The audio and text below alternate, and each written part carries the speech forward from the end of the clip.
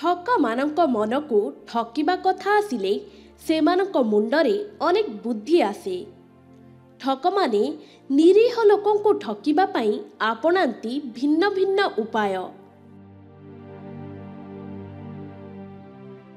ତେବେ ଆପଣ ଥରେ ଭାବନ୍ତୁ, ଆପଣଙ୍କୁ କେହି ଜଣେ ବ୍ୟାଗରେ ଟଙ୍କା ଭର୍ତ୍ତି କରି ଦେଇଥିବ, କିନ୍ତୁ ଆପଣ ଘରକୁ ଯାଇ ବ୍ୟାଗ ଖୋଲିବା ପରେ ସେଥିରୁ ବିଡ଼ା ବିଡ଼ା କାଗଜ ବାହାରେ, ତେବେ ଆପଣ କ'ଣ କରିବେ? ଏଭଳି ଘଟଣା ହୁଏତ ଆପଣମାନେ ଫିଲ୍ମରେ ଦେଖିଥିବେ, କିନ୍ତୁ ଏଭଳି କିଛି ସତରେ ହୋଇଛି। ତେବେ ଆସନ୍ତୁ ଜାଣିବା ପୁରା ଘଟଣା କ'ଣ। ଆପଣ ଦେଖୁଥିବା ଏ ଅଭିଯୁକ୍ତମାନେ ଲୋକଙ୍କୁ ଅତି ସହଜରେ ଭୁଆଁ ବୁଲାଉଥିଲେ। ଲୋକଙ୍କୁ ଅଧିକ ଟଙ୍କା ଦେବାର ଲୋଭ ଦେଖାଇ ଲୁଟୁଥିଲେ ଲକ୍ଷ ଲକ୍ଷ ଟଙ୍କା। ତେବେ ବର୍ତ୍ତମାନ ଅନୁଗୁଳ ଟାଉନ ଥାନାରେ ଏଭଳି 3 ଜଣ ଠକଙ୍କୁ ଗିରଫ କରାଯାଇଛି। 500 ଟଙ୍କିଆ ନୋଟ ବଦଳରେ ଅଧିକ ପରିମାଣର 100 ଟଙ୍କିଆ ନୋଟ ଦେବା ବାହାନାରେ ଲୋକଙ୍କୁ ସାଧା କାଗଜ ବିଡ଼ା ଦେଇ ଠକୁଥିଲେ ଏହି ଗ୍ୟାଙ୍ଗ। ଅନୁଗୁଳ ମାଟିଆସାହି ଅଞ୍ଚଳର ପଦ୍ମଲୋଚନ ପ୍ରଧାନଙ୍କୁ କିଛି ଅଜଣା ଲୋକ 100 ଟଙ୍କିଆ ନୋଟ ବଦଳାଇବା ପାଇଁ କହିଥିଲେ। ପଦ୍ମଲୋଚନ 2 ଲକ୍ଷ ଟଙ୍କା ଦେଲେ ଅଭିଯୁକ୍ତମାନେ 2.5 ଲକ୍ଷ ଦେବେ ବୋଲି କହିଥିଲେ। ଏକଥା ଶୁଣିବା ପରେ ପଦ୍ମଲୋଚନ 2 ଲକ୍ଷ ଟଙ୍କା ଧରି ବୁଢ଼ୀ ଠାକୁରାଣୀ ଛକ ନିକଟକୁ ଆସିଥିଲେ। ତେବେ ଅଜଣା ଲୋକମାନେ ପଦ୍ମଲୋଚନକୁ ଏକ ହ୍ୟାଣ୍ଡବ୍ୟାଗ ଧରାଇ ତାଙ୍କଠାରୁ 2 ଲକ୍ଷ ଟଙ୍କା ନେଇ ପଳାଇଥିଲେ। ପଦ୍ମଲୋଚନ ଘରକୁ ଯାଇ ବ୍ୟାଗ ଖୋଲି ଦେଖିଲା ବେଳକୁ ବ୍ୟାଗ ଭିତରେ ଖାଲି କାଗଜ ବଣ୍ଡଲ ଥିଲା। ଏ ଘଟଣା ବିଷୟରେ ଟାଉନ ଥାନାରେ ଅଭିଯୋଗ କରିବା ପରେ 156-23ରେ ଏକ ମାମଲା ରୁଜୁ ହୋଇଥିଲା।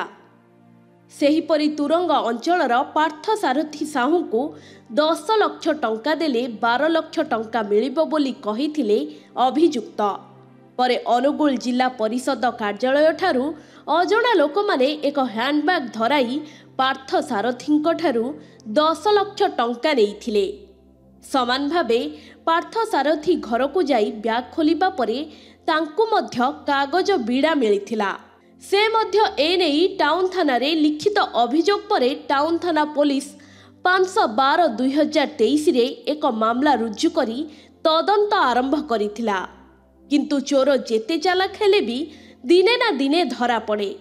ପୁଣି ଥରେ ସେହି ଅଜଣା ଲୋକମାନେ ବିଜୁ ମଇଦାନ ଅଞ୍ଚଳରେ ଜଣେ ବ୍ୟକ୍ତିଙ୍କୁ ଟଙ୍କା ବଦଳାଇବା କଥା କହି ଅପେକ୍ଷା କରିଥିବା ବେଳେ ଟାଉନ ଥାନା ପୋଲିସ ଖବର ପାଇ 3 ଜଣ ଠକଙ୍କୁ ଗିରଫ କରିଛି। ଗିରଫ ଅଭିଯୁକ୍ତମାନେ ହେଲେ ପୁରୀ ଜିଲ୍ଲା କଣ୍ଟିଆ ଅଞ୍ଚଳର ରଘୁନାଥ ମିଶ୍ର, କଟକ ଜିଲ୍ଲା ଧାମରାର ଦେବେନ୍ଦ୍ର ବଳ, ପୁରୀ ଜିଲ୍ଲା ବତିସୁଆର କିଶୋର ଚନ୍ଦ୍ର ବିଶ୍ୱାଳ। ଏ ଠକମାନଙ୍କୁ ଗିରଫ କରିବା ସହିତ ତାଙ୍କଠାରୁ ନଗଦ 35,745 ଟଙ୍କା ସହ ଗୋଟିଏ ମାରୁତି ସିଆଜ କାର୍, 5ଟି ମୋବାଇଲ ଫୋନ୍, 2ଟି ଚଷମା, 6ଟି ହ୍ୟାଣ୍ଡବ୍ୟାଗ, 3ଟି ପକେଟ ନୋଟବୁକ୍, 4ଟି ଛୋଟ ତାଲା ସହ ଚାବି ପେନ୍ଥା, 3ଟି ATM କାର୍ଡ଼, ପାନ୍ କାର୍ଡ଼, ଆଧାର କାର୍ଡ଼, ଶ୍ରମ କାର୍ଡ଼, DL ସହ ଏକ ହ୍ୟାଣ୍ଡବ୍ୟାଗରେ 12 ବଣ୍ଡଲ ସାଧା କାଗଜ ଜବତ କରାଯାଇଛି।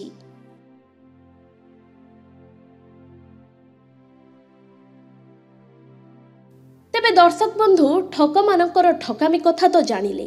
ତେବେ ଆପଣମାନେ ସତର୍କ ରହିଲେ ହୁଏତ ଏଭଳି ଦୁର୍ଘଟଣାରୁ ବର୍ତ୍ତି ଯାଇପାରିବେ। ଅନୁଗୁଳରୁ ମାନସ ମିଶ୍ରଙ୍କ ରିପୋର୍ଟ, କେ ନ୍ୟୁଜ୍ ଓଡ଼ିଶା।